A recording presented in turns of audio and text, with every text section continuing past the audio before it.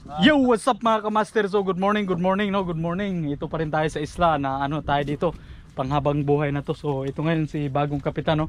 Welcome to the island bro. Si Kap ano to?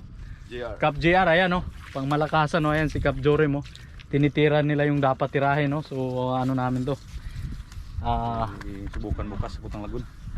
Ngayon yata eh. Wala pa tayong sama. Ha? Saan na ba sila? Nandiyan na. Nandiyan na. Ayun ang sabi ni Ivan doon. So ayun, babiyahe kami ngayon sa Lagoon.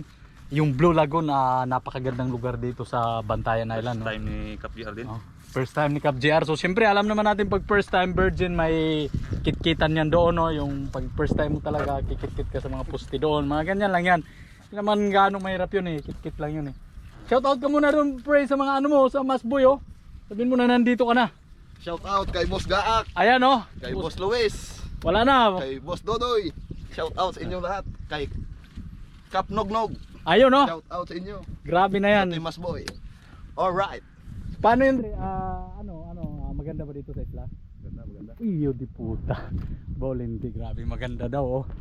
So parang ipagpalit na nito ang Boracay dito sa ano, Bantayan Island. So ang Bantayan Island kasi parang little Boracay din ng Pilipinas. So hindi nga lang masyadong crowded pa no. So mag-ano lang muna ako, video habang nag-ano sila kasi mahirap kasi dito pag tatlo yung titirada. Baka gumanda lalo kaya dalawa lang talaga muna. Dalawa lang. So ayan, naghihigpit lang yan sila mga kamaster no. Tapos mamaya anuan yan, tatalunan. So para yung guest namin mag-i-enjoy masyado. So nung nakaraan nung nagkabit kami, so ito pa medyo nasugat yung ano ko, ayan oh. Ayan oh.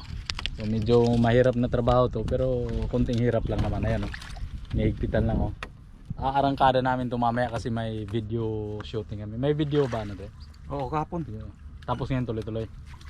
Oh, ayan ito yung mga magiging model natin oh. Galing ba ng Boracay ito mga to.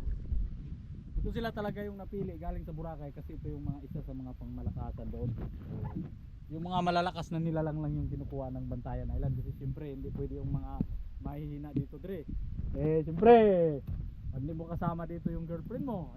Sabagay marami kang girlfriend dito. Mamili ka lang babae, lalaki o binabae, marami, kumpleto tayo dito. So walang problema no. So yung mga mahihina, maiwan lang muna dyan sa Boracay kasi hindi pwede dito yung mahina. Kailangan yung malakas lang dahil mag-isa lang matulog, walang katabi. So ayun oh, bago natin tapusin to, sa mga hindi pa nakapag-subscribe dyan at hindi pa nakapag-follow, please follow and subscribe. So Master Boy Gahi is out. Tutulungan ko lang sila kasi nakakahiya naman na sasalita lang tayo dito tapos sila si Kap JR at Kap Jory ay nagpapawisan na ng malagkit. Alright, let's go!